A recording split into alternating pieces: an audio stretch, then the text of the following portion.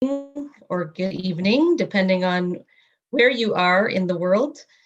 And welcome to Trend Micro's Managing Family Life Online webinar series. We are pleased today to have the final session for 2020. And to have joining us today, Michelle Dulon from the National Center of Missing and Exploited Children. Michelle is a Senior Vice President and COO of the National Center for Missing and Exploited Children, otherwise known as NCMEC, which interpreter today, Krista Lambert. Welcome back, Krista. And I want to thank everybody for joining us for this conversation, I think, that is quite important and on the top of a lot of parents' minds as they have indicated to us with the increased amount of screen time that children have had to date. So, and hi everybody, my name is Michelle DeLong.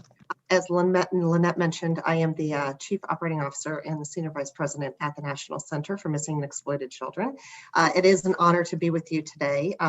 I will just make note here, Lynette, I don't know if you can hear us, but if you are able to come up for air there, just go ahead and please speak and I will stop.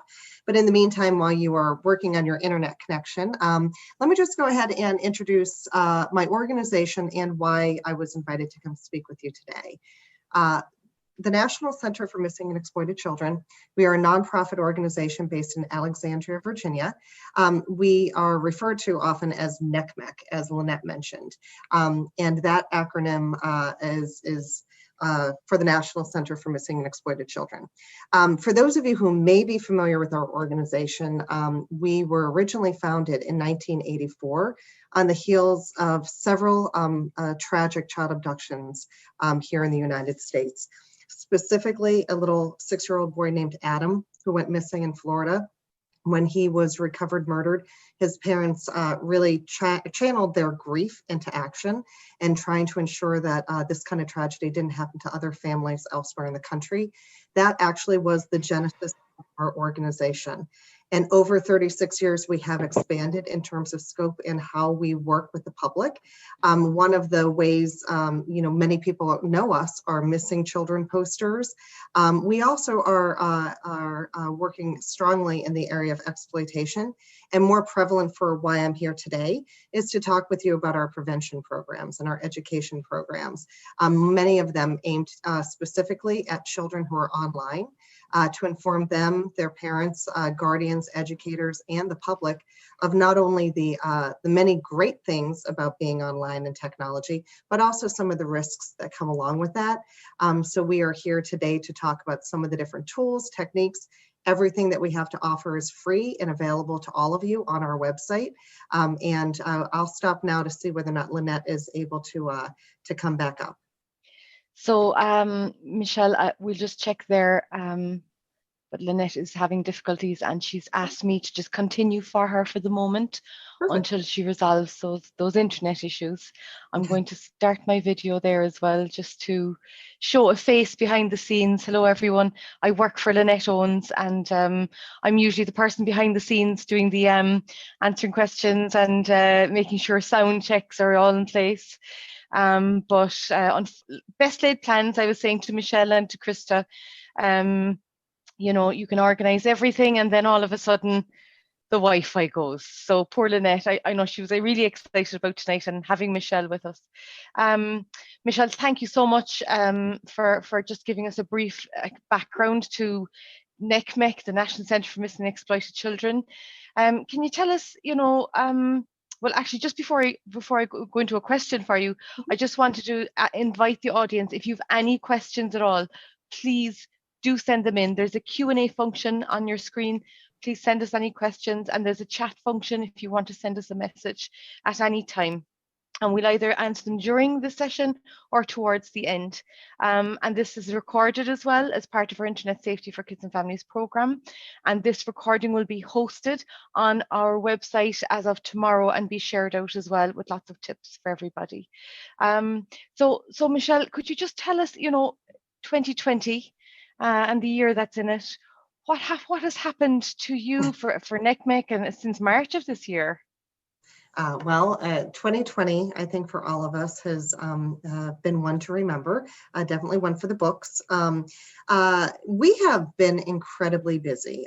We are an organization of approximately 370 employees, and we are working on a variety of programs, but all of them are focused on keeping children safe, whether it be children who we are searching for, whether it be children who are currently in abusive situations, whether it be children who are at risk, online or offline. We operate, I think, to offer some scope of what happened in 2020. It's important to tell you about one particular program that we operate.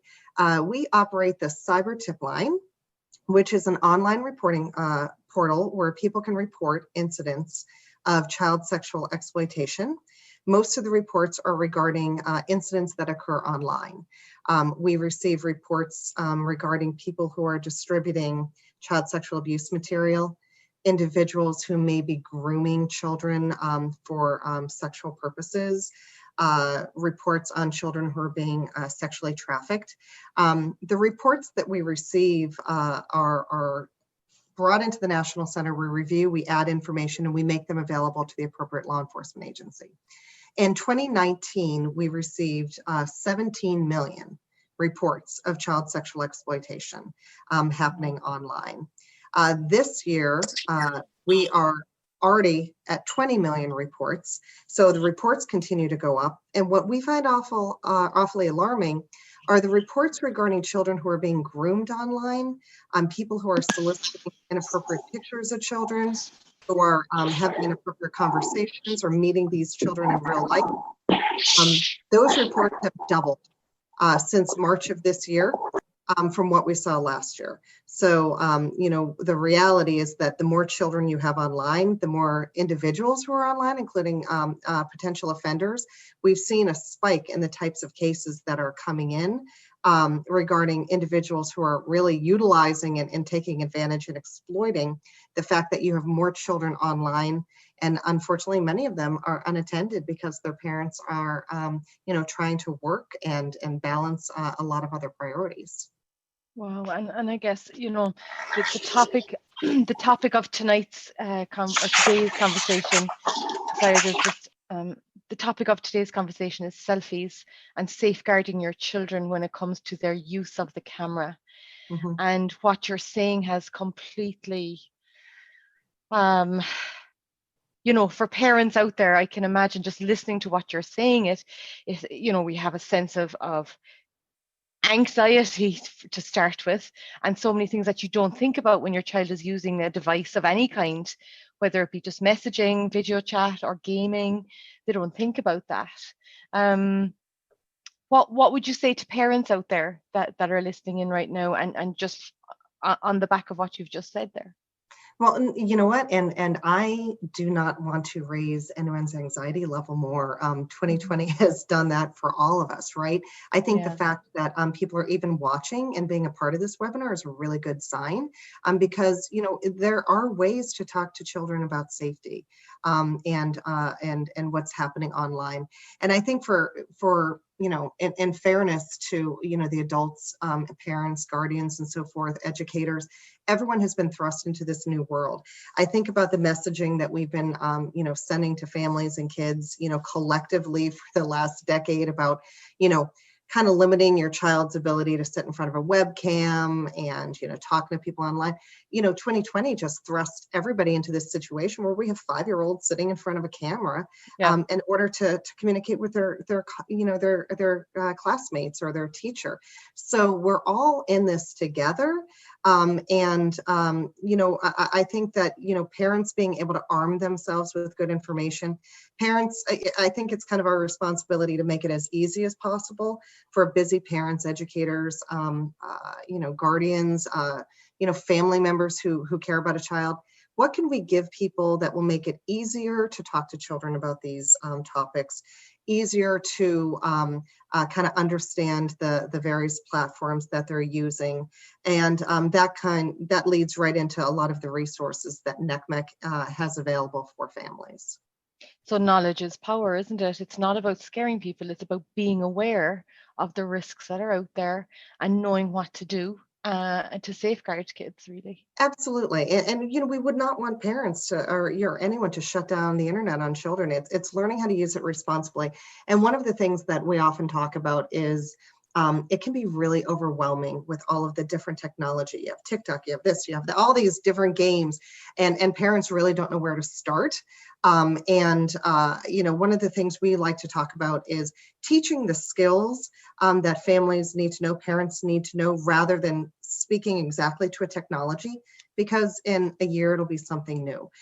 So we want to raise, educate, and arm our children with good, I think, defensive tactics to make sure that they're safe online, regardless of whether they're in a chat room, or if they're in a gaming situation, if they're on a video or a social networking site. And as you say, technology changes. It's the same message every time, though. It's kind of like, the Internet Safety for Kids and Families program. In 12 years, our message and positioning is still the same about responsible digital use. Lynette had prepared a poll for everybody, and we might just put that poll out there just to get a feel of our audience. Would that be okay with you, Michelle? Absolutely. Okay, so the poll questions are this. I'm going to launch the poll. Do your children regularly post photos or videos of themselves online? So you've got 3 questions and you just have to answer yourselves, dear audience.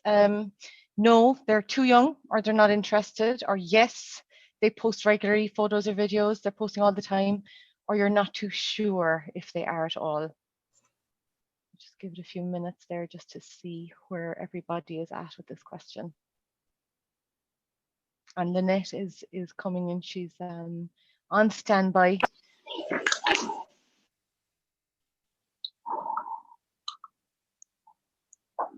Okay, so I'm just going to end the poll there and share the results. So we have 55% of our audience are no, they're too young or not interested. So as you can see, Michelle, a lot of people on this are being proactive and educating themselves before this all comes into the throw. 35% yes, they're posting all the time. And the next, just one more one that we have. Moment there. Stop sharing. Okay, and share the result. I think I shared the results already. Okay. And I'm just going to check now to see if Lynette is joining us. Yes, I'm here. I'm here. Can you hear me? There's a slight delay. Okay. Hello. Sorry about this. Okay. Thank you. And some insight into the past year. So for those parents whose children are posting all the time, selfies and videos,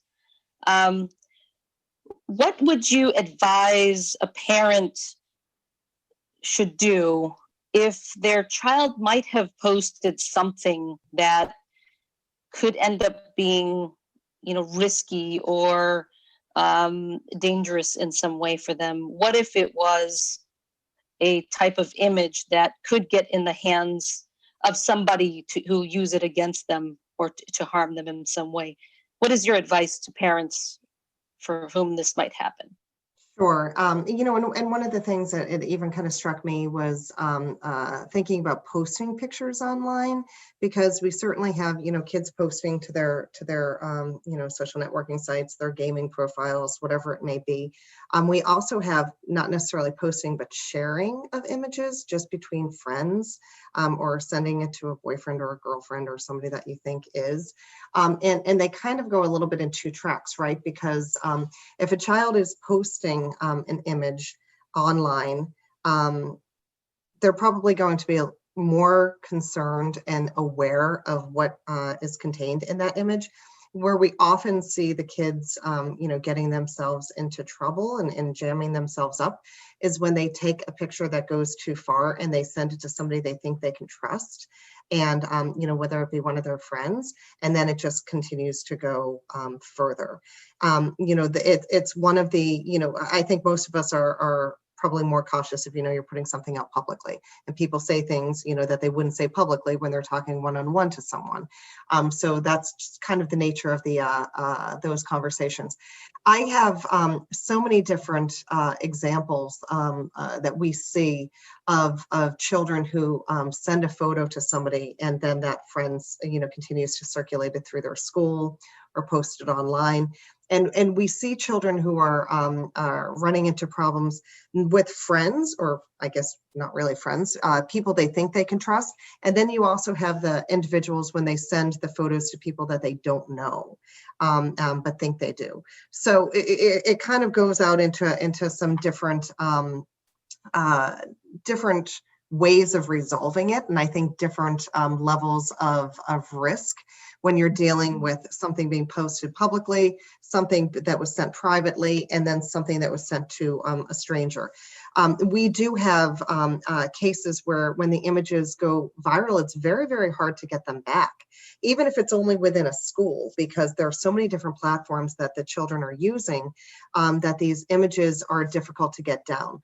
We do work with the tech companies when we are aware of specific images to try to help them remove them.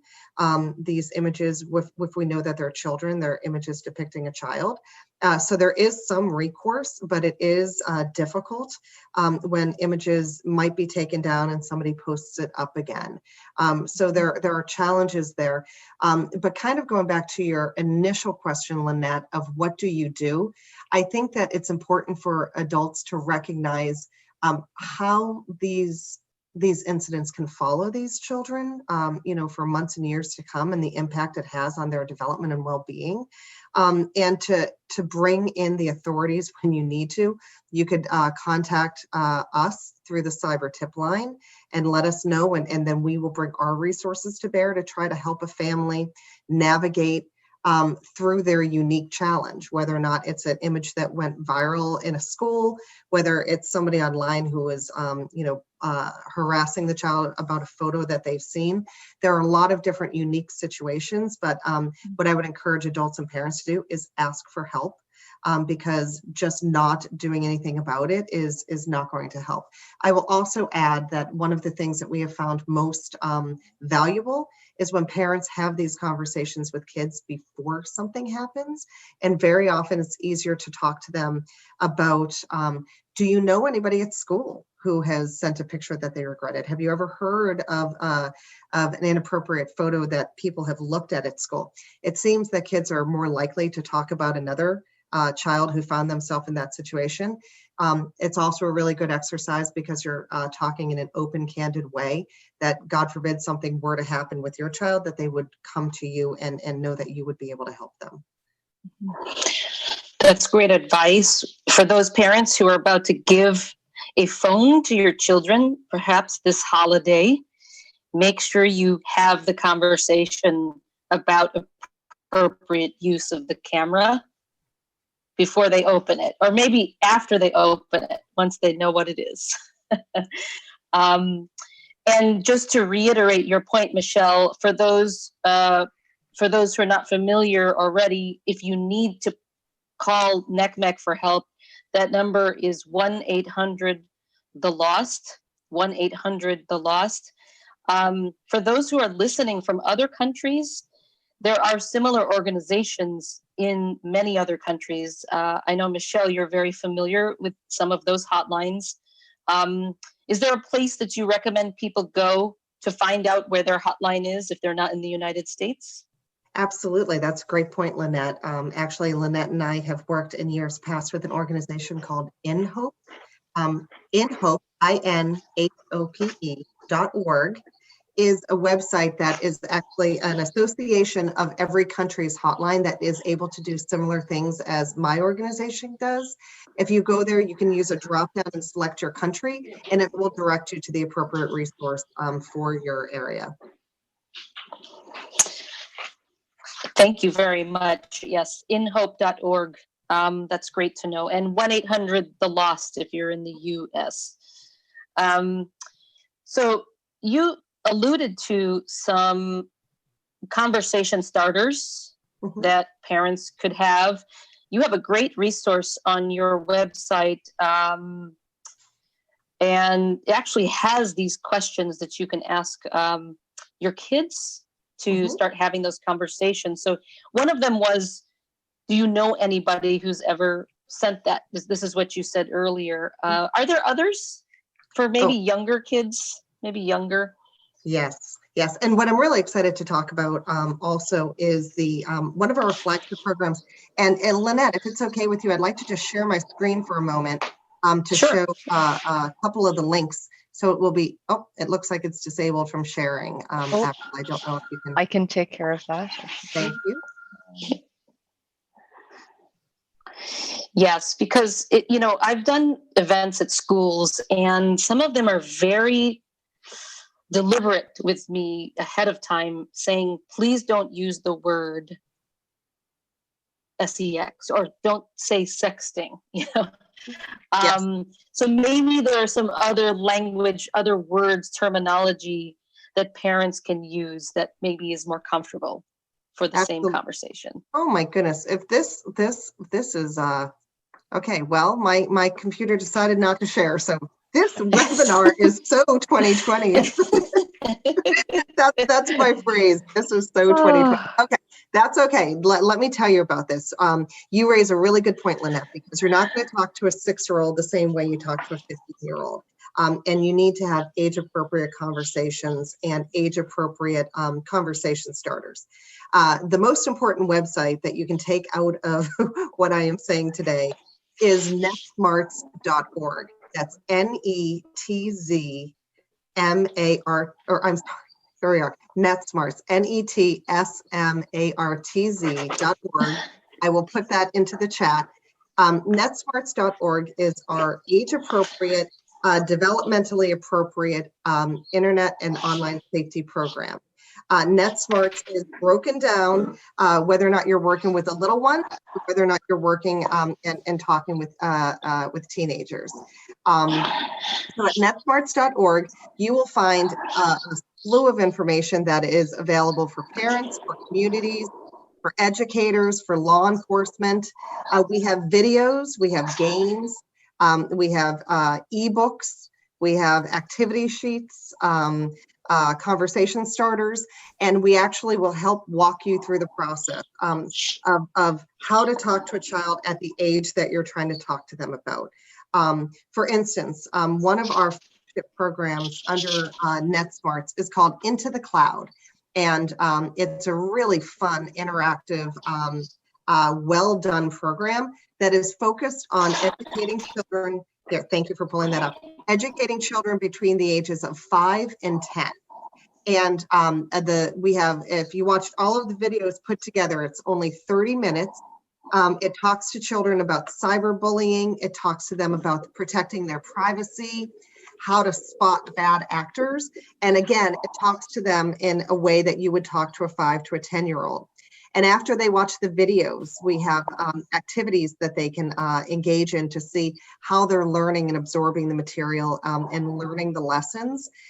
We have activity sheets, conversation starters, that might be more appropriate for a 6-year-old, and then something else for a 10-year-old. So I highly recommend you go to Into the Cloud. It's a remarkable program. It's completely free.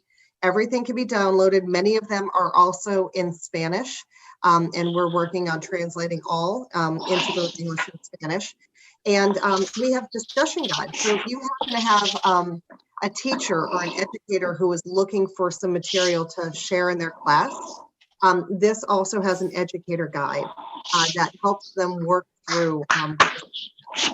Now, when you get into your teen years, obviously you have to have different conversations. They're using different platforms, and they also probably already have their habits, their online habits, kind of baked in, and it's a little harder to change behavior.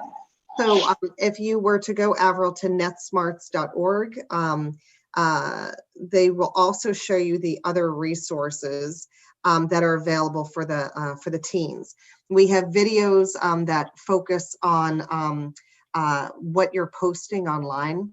and different choices and consequences and healthy relationships, and all of the important messaging that we want teens to hear, because it's always important to talk about, being aware of what type of image you're taking of yourself. But we also need to be encouraging kids not to share this type of material if they get it, and not to ask people for nude or sexually explicit photos of themselves. It's more than just a responsibility of the person not to take the photo. We also need to build good digital citizenship in our kids, that they recognize harm can come from it. So I would encourage everyone to go to netsmarts.org, look at Into the Cloud if you're looking for material for young ones. Again, it's all free. We also have PowerPoints if you wanted to do a presentation in your school, or you wanted to do a little webinar with your family. And we stand ready. We have an entire outreach team that can answer any questions or help you with material if you run into any challenges. Wow. These are great, Michelle. Thank you so much. I have to ask because the pandemic has allowed for quite a bit of innovation with technology, because it's challenged us to live in different ways. But the same could be said about bad actors online, because they know everybody is using the internet. Children are learning remotely and so on. There's also increased risk today. So have you seen cases where maybe the child did not actually post the image anywhere, but somehow it got obtained, like their laptop or their device was hacked in some way, and someone got a hold of that image and is threatening to share it with the world unless they produce another one for them?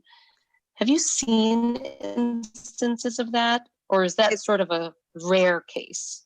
I think that would be the rare case. The most frequent case that we do see would be a child who mistakenly thought they could trust somebody and sent them a photo. We actually did an interesting examination of our cyber tip line data a few years ago.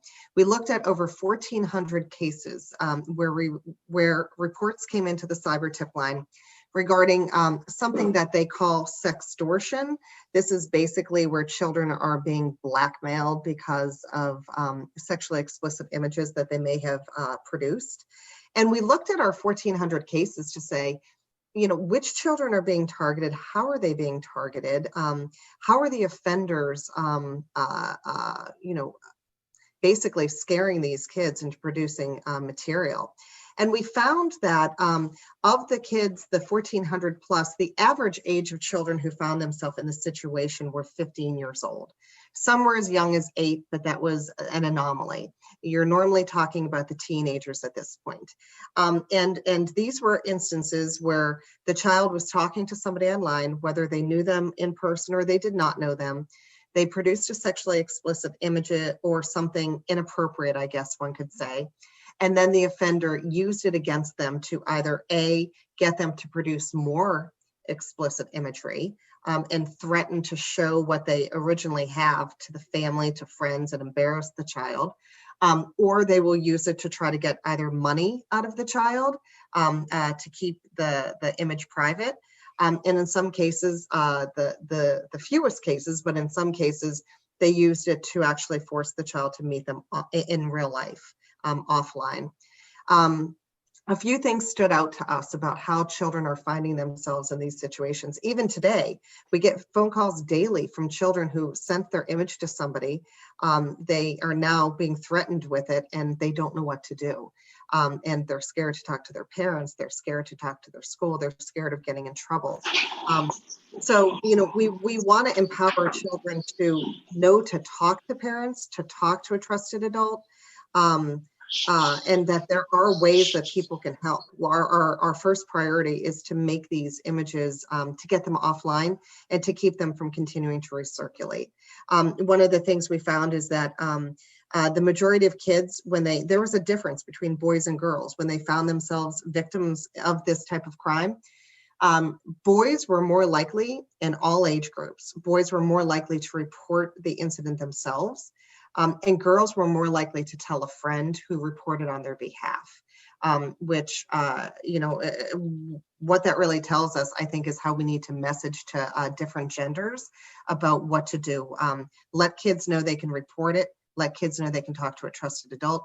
Let kids know that there is a way that we can get past this, but they can't do it alone.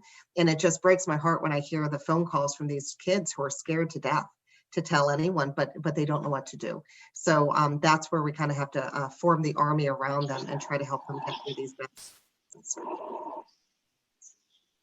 Well, even in instances of bullying, we do know that children who feel supported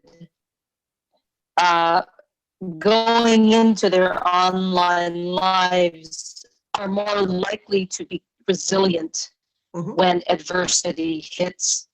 So if you parents listening, first time, encourage them to talk to you or make sure they have someone. That's so important for their healthy relationship with technology. And if I could add think to that, for the sure. I was just going to add, if you have an open line with the children in your life, they may be able to come to you about something that happened to one of their friends, because not all children are going to have a supportive person in their space. So having these conversations before, hopefully nothing ever does happen, but having the conversation before the situation could arise may not only help your child, but it could help a child, one of their friends. Absolutely. I encourage people to put questions in the Q&A session if have any submitted in the chat. And the question was around monitoring software. What is your thoughts about using that as a way to, as a protective measure for children online? Mm-hmm. We don't actually have any specific recommendations for monitoring software, but I think families know their children best, right? And what kind of risks they may be engaging in online.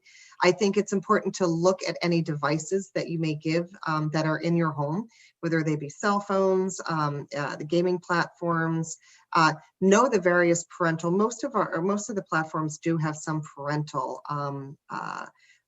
software filtering and content moderation software. I'm certainly a fan. I think in terms of selecting one, you really have to know where your child is online and what products are best suited for that. But nothing will replace having open conversations, talking about the various risks that might exist, having kids be engaged in their own safety. None of that is going to be replaced with technology, but I recognize that families have a lot on their plates and you sometimes need some backup. Yeah, and you mentioned earlier that we should tell children never feel pressured to send an image, even if you really, really like that person, because somebody who's forcing you to do that is not somebody you want to have a relationship with of any kind. And so, this is outside of technology. It's just about how we talk to kids about who they bring into their lives and whether you trust them or not. So you're absolutely right, Michelle. Technology cannot take the place of those conversations. Avril, there's another question in the Q&A. Would you like to ask that? Yeah. So we had somebody who's asked, how do you address exploits that circulate while kids are attending virtual classes? As a parent, I've seen news or on social media stories going around where a child was exploited by a relative during virtual class. Oh, well, that's an excellent question. This is kind of a little bit off topic from the online tech that we're talking about, but yes, You are absolutely correct. Child sexual exploitation and abuse is most likely to occur by somebody in a child circle of trust. It is more likely than somebody that they would ever meet online. When we look at, all of the statistics regarding sexual exploitation and abuse, yes, in person is most likely the way that it occurs.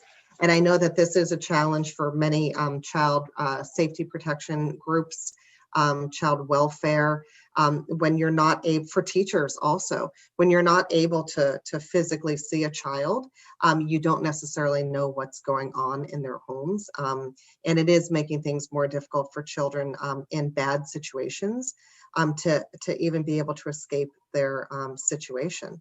Particularly as more and more locations go in lockdown, there are children who are actually at greater risk in their own home than they would be when they would be able to leave. Mm-hmm. It's very sad. It's a very complicated situation And as well. that's where you want tech to help. You want the children to be able to reach out for help from those situations. Mm-hmm. And that talking is a sign of personal strength. Mm-hmm. If parents that we've been speaking through the pandemic have repeatedly told us that gaming is an area of greatest concern for them, mostly because their children are using it a lot. But games are becoming more social. In fact, there are very few that are not social anymore that children play. Between social media, traditional social media, and gaming, where are you hearing more issues? In the games or just, posting on photo sites like Snapchat and Instagram? Right. Yeah, that's a great question. And I don't know that I have the exact answer because, it's really a matter of where the reports are coming from. We have some US tech companies that are very proactive about detecting potential grooming happening in gaming services, and other companies that are looking for the imagery. So the numbers would not necessarily be indicative of where the bigger problem is, but I do believe in gaming. Obviously, like you said, Lynette, everybody is able to talk to each other. I think everybody's guard is down because you're playing, you have a shared experience, you have a shared element. And we have had many cases of where children have met somebody on a gaming platform and then started a relationship, a friendship, if you will, and then the person brings them onto another platform to continue the conversation, to build the trust and potentially exploit the child. So I feel that in the gaming world, I think it's much easier for a child to innocently meet somebody who might have bad intentions because they have a shared interest and a very, I think, sensible connection with the game. So it is something for parents to be aware of. I don't think a lot of parents really think about the fact that their child can just be playing a game with a complete stranger over in another country and really have no visibility into the conversation. That's interesting. So the answer is neither and both, that it starts on one and then it moves to another platform, right? Starts on one and then moves to another. Well, Lynette, also, if you think about it. I think there's another question in the queue. Yeah. I was just going to say, with gaming, if you think about it, there's no other environment where we would let our 10-year-olds play with 50-year-olds. In a real life playground, right? So the age limits, there are no age restrictions when you're talking about the gaming. So, sometimes it's helpful if you back out of the online world and think, what would this look like in real life, in the offline world? And, you are letting your child communicate and play games with people of whatever age and in whatever, location. Mm-hmm. Absolutely. Great point. We have a couple more questions that we can take before we wrap. Avril, I don't know if you want to. Yeah. Okay. So we have one. Sure. So if a child, a tween, was approached on social media or gaming, would they be able to report the aggressor to report the person, and how easy or difficult is it to report and track those predators from the network's perspective, whether it be social or gaming? That's an outstanding question. Almost every social networking site has the ability to report a user through the platform. And we highly encourage people to do that because, if a teen or a tween were approached by somebody, mark my words, they are not the only child that person was approaching. We see it time and time again. Individuals will target countless children in the hopes that someone might actually send them something. But I would recommend reporting it to the platform. And if you don't have luck doing that, you can always report it at cybertipline.org. You do not need to leave your information if you don't want to say who you are. I just put the web address into the chat. Cybertipline.org. If you want a phone call back, one of our analysts will call and help walk you through the process and help you with any resources. Other than that, we will then begin working with the tech companies and trying to take action. And I guess, again, another good talking point with kids as well, isn't it? You could be helping someone else if you talk to me, because we can do something about it. I think that's great, because it's also an empowering message. The next question we have is, have you seen where older kids who want to get into modeling and the modeling business, they're being targeted because they're sharing so many photos and videos of themselves?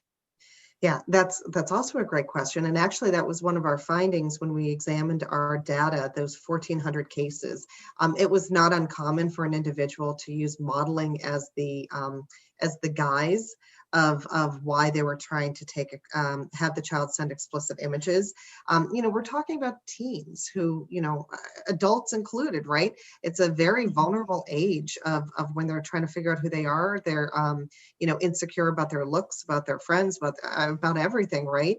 And it's a prime age for someone to come and give positive validation and reinforcement for negative reasons.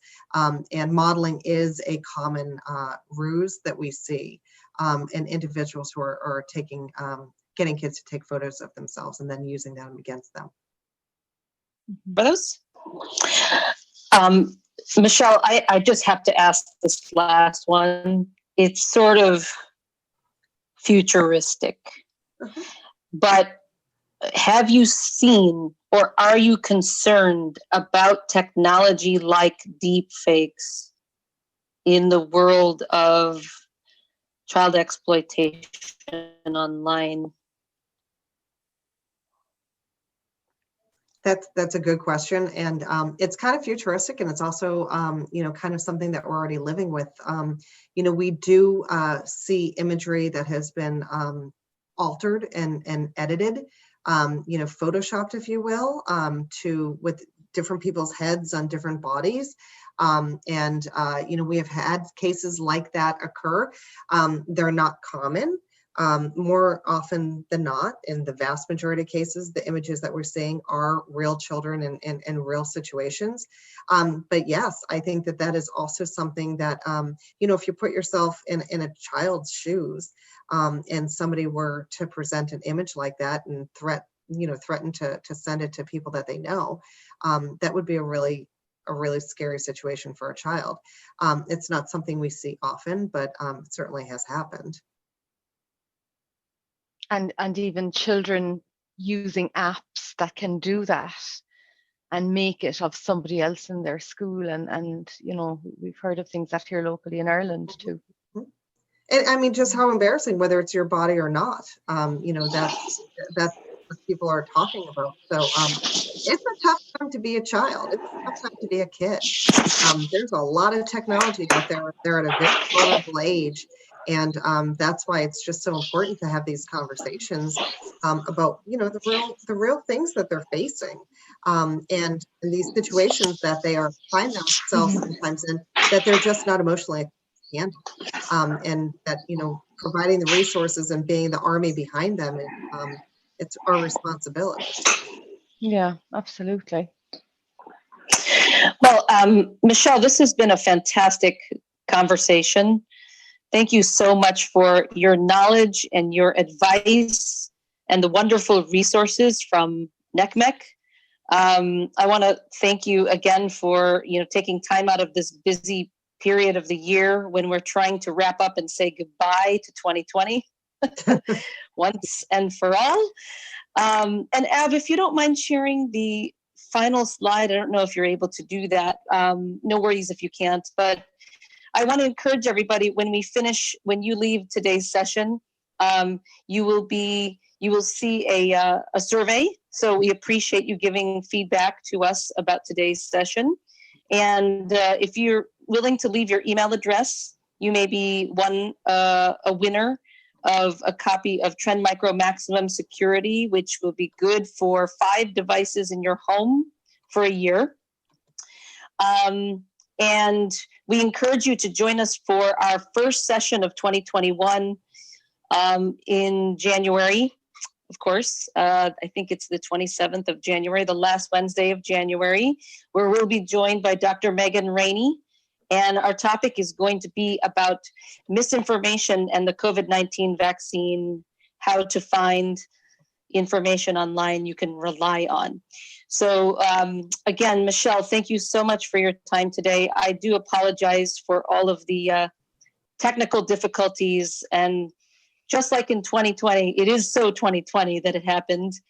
But Yeah. the other thing about the human spirit is I think we've shown great resilience regardless. And I wish you all the best to wrap up this year and into the new year. And I hope to actually see you in person again soon. That sounds great. Thank you so much, Lynette, for including us, and for everyone to take time out of your busy day to listen in. And just know that NECMEC is a resource for you wherever you are in the world. And please let us know if there's anything we can do to help you protect the kids that you love. So I wish all of you a very good end to this year. And thank you, Lynette. All right. All right. Thank you, everybody. And we will see you in the new year. Sounds Bye good. now. Bye-bye.